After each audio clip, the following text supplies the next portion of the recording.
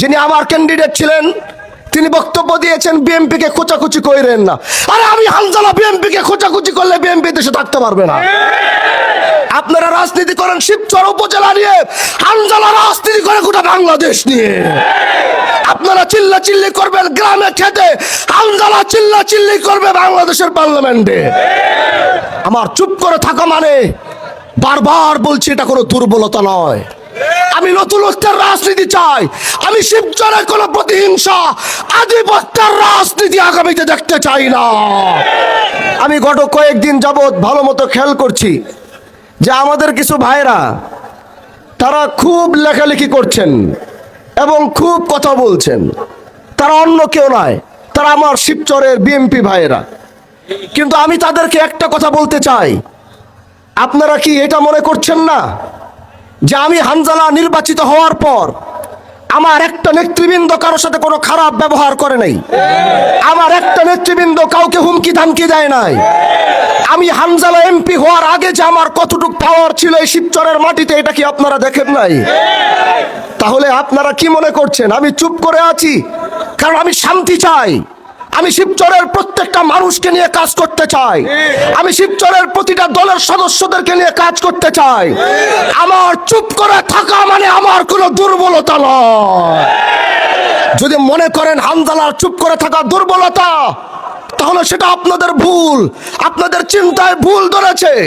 হানজালার চুপ করে থাকা মানে হানজালার শিবচরের মাটিতে শান্তি চায়।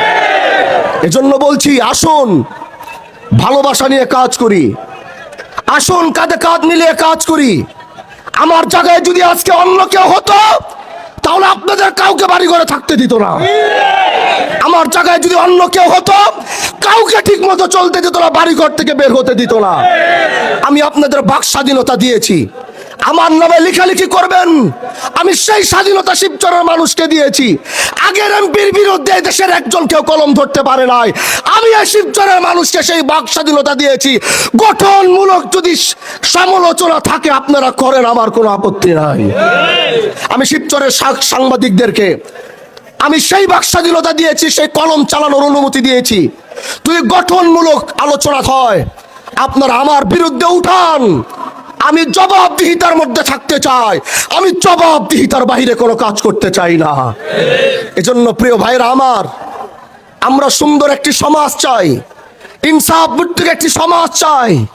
আমি এই দেশে অন্যায়, অবিচার, দুর্নীতি মুক্ত করতে চাই। আমি বারবার বলছি, যারা চাঁদাবাজি করছেন, আমি বারবার বলছি, যারা অন্যায় করছেন, মাদক ব্যবসা করছেন, শুধু রমজান দেখে একটু ছাড় দিচ্ছি, ভালো হয়ে যাওয়ার সুযোগ দিচ্ছি। কিন্তু মনে রাখতে হবে, ঈদের পরে চাঁদাবাজদের আগুন ধরিয়ে দিব আমি। একজন চাঁদাবাজ এই শিবচরের মাটিতে থাকতে পারবে না। বাস স্ট্যান্ডে নিজে গিয়েছি, বারবার সময় দিচ্ছি, সুযোগ দিচ্ছি। আমি সময় আর সুযোগ দেওয়ার কারণ হচ্ছে, আলহামদুলিল্লাহ নির্বাচিত হওয়ার পর এদেশের 50% মাদক ব্যবসায়ী আর চাঁদাবাজি কমে গেছে। হিন্দু ভাইরা আমার কাছে ওই দিন এসে আত্মত্যাগ আর খুশি নিয়ে বলেছে, ভাই স্বাধীনতার পর এত সুন্দর করে আমরা ব্যবসা করতে পারি নাই। আজ আপনি নির্বাচিত হওয়ার পরে মাথা উঁচু করে ব্যবসা বাণিজ্য করছি, চাঁদা চাওয়ার কেউ সাহস পাচ্ছে না।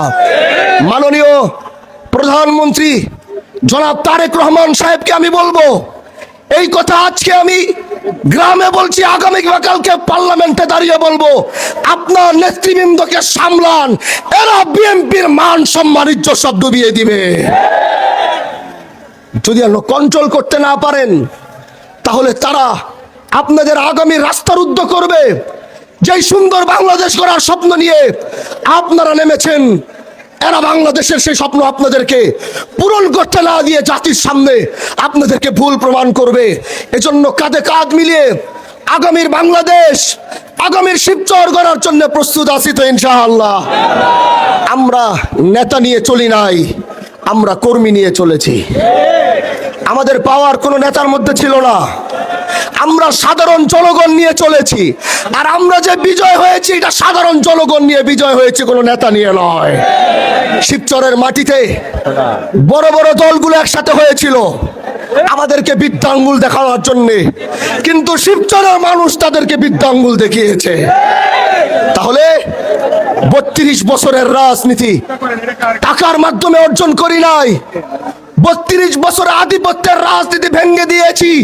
এটা কোনো টাকার মাধ্যমে নয়, এটা একমাত্র ভালোবাসার মাধ্যমে করেছি। এজন্য প্রিয় ভাইরা আমার, আগামীতে এই শিবচরে কি হবে, শিবচর কিভাবে উন্নতি হবে, শিবচরকে কিভাবে চালাতে হবে, এটা আমি হানজালা একলা নয়, এটা আপনাদেরকে সাথে এবং পাশে নিয়ে করবো ইনশাআল্লাহ। সাথে থাকবেন তো?